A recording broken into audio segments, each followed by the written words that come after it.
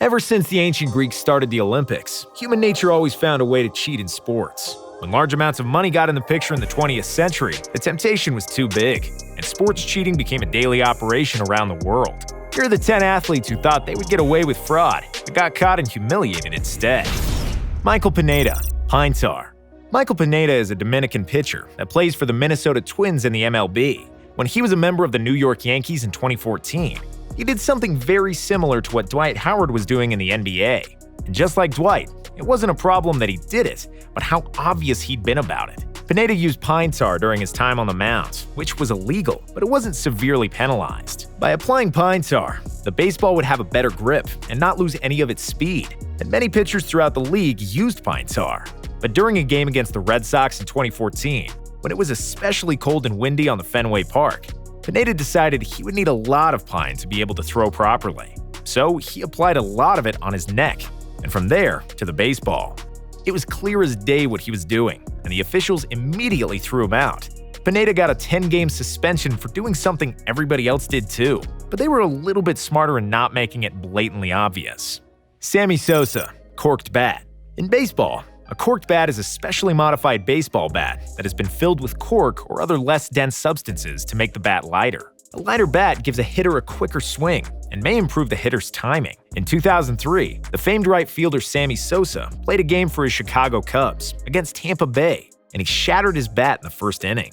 No harm done. It happens all the time. A player just gets another bat and the game resumes. However, the plate umpire noticed pieces of cork among the shards of the shattered bat, and he rightfully ejected Sosa from the game. Sosa acknowledged ownership of the bat, explaining that he occasionally used it for batting practice and for home run exhibitions to entertain his fans. Major League Baseball then confiscated and tested 76 of Sosa's other bats after his ejection, and all were found to be clean with no cork. However, the crime had been committed, and Sosa still had to serve a 7-game suspension.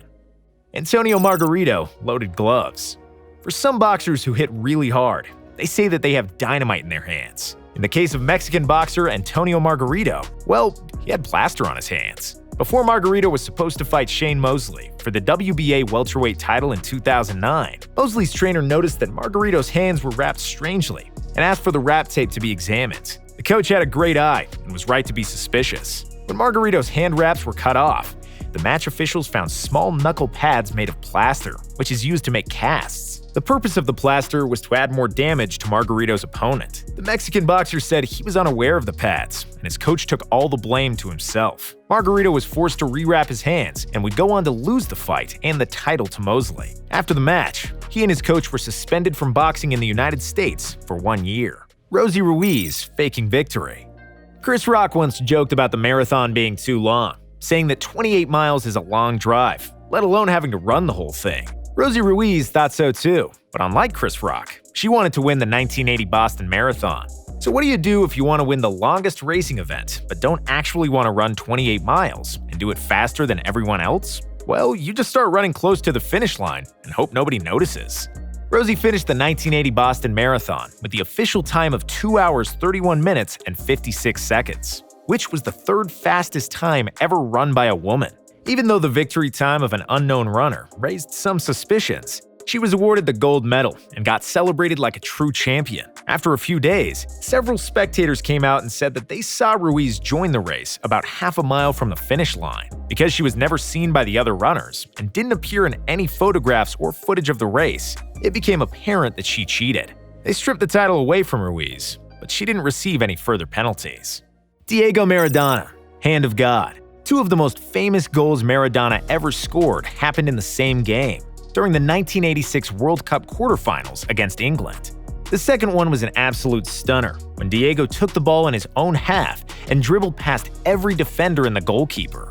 It was a genius goal from the best player in the world. The first goal he scored in that game was also genius, but in an entirely different way. As the deflected ball was traveling through the air and into the hands of England's goalkeeper, the 5'5" Maradona somehow got it first and sent it to the back of the net. While the English players protested, the ref didn't see that Maradona had flicked the ball with his hand, which ultimately helped Argentina win the game and proceed to the semifinals. During the post-game interview, Diego cheekily said that if it really was a handball, that it was a hand of God. Lance Armstrong, steroids.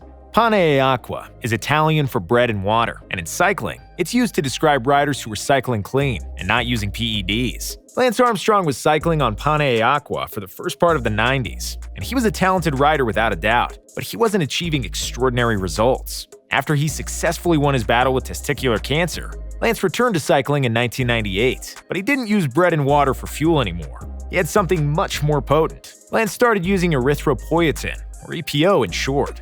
EPO stimulates the production of red blood cells and enables athletes who inject it to have more oxygen in their blood. More oxygen increases endurance, which is crucial for a sport like cycling.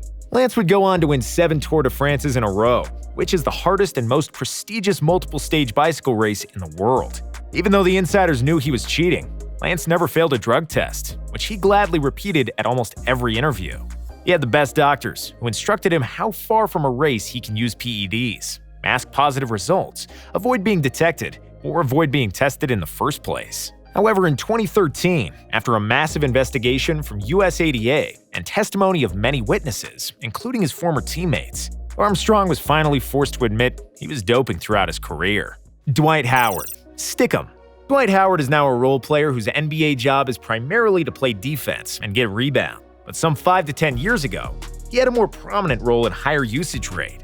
Even though he was never a good post player, Howard would still demand the ball down low, and to make it easier for himself to catch entry and lob passes, Dwight used stikum. Stikum is an adhesive spray that enhances grip, which is pretty useful if you're trying to catch balls, and it's illegal in both the NBA and the NFL.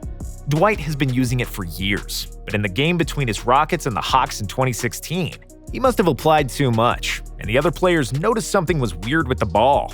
The refs intervened, paused the game, and came over to Houston's bench, where one stikum can was visible, treacherously revealing why the ball was so sticky all of a sudden. The Rockets were warned to stop using the spray, but neither the team nor Howard was penalized for the use of it. Tonya Harding. Hitman. Tonya Harding and Nancy Kerrigan were 2 of the best American figure skaters in the late 80s and early 90s. One day before the U.S. National Championship, which also served as the qualifiers for the 1994 Olympics, Nancy Kerrigan was brutally attacked after practice in Detroit. A man jumped at Kerrigan as she was heading to the locker room and beat her up with a club, attempting to break her legs. Thankfully, she only suffered deep bruises and escaped with no broken bones. But still, she was unable to participate in the U.S. Nationals, where Harding took the first place and a guaranteed spot in the Olympics. After an FBI investigation into Harding's bodyguard Sean Eckhart and ex-husband Jeff Gillooly, Eckhart buckled, admitted his involvement in the incident and organization of the attack with the attacker Shane Stant. Harding denied her involvement at first, even though her ex-husband pleaded guilty and testified against her just a few weeks before the Olympics. Despite the scandal, there was not sufficient evidence of Harding's involvement, and she was allowed to compete in the Olympics, together with Kerrigan, who was also granted a spot. In the most anticipated skating event ever in the United States, Kerrigan took home the silver medal, while Harding finished 8th due to skate malfunction. Upon her return, the case continued, and with testimonies mounting against her, Harding officially pleaded guilty. She received 3 years probation, a $160,000 fine, and got banned from skating forever. Mike Tyson. Ear biting. Even though his first and most famous loss came against Buster Douglas in 1991, that happened because Mike was barely practicing for the fight. But when Tyson first fought Holyfield in 1996, Evander showed the world that Tyson could be beaten and pretty much dominated throughout the fight. Tyson immediately asked for a rematch, and he got it simply because he was the biggest star in boxing at the time. When the rematch started, Mike simply didn't have it in him, and he knew it. He didn't want to be in that ring on that night, and everything he threw, Holyfield had an answer for. Tyson couldn't exert dominance over his opponent. Plus, he only had the stamina for about half the fight. Knowing that he would lose in the later rounds, pissed at himself and the world due to a debauched lifestyle he was leading, Mike couldn't take it anymore. He was full of hate, and he wanted to express it, but he couldn't do it with his hands like he usually did with all of his opponents. So, Tyson took a bite out of Evander's ear and bit off a piece of it.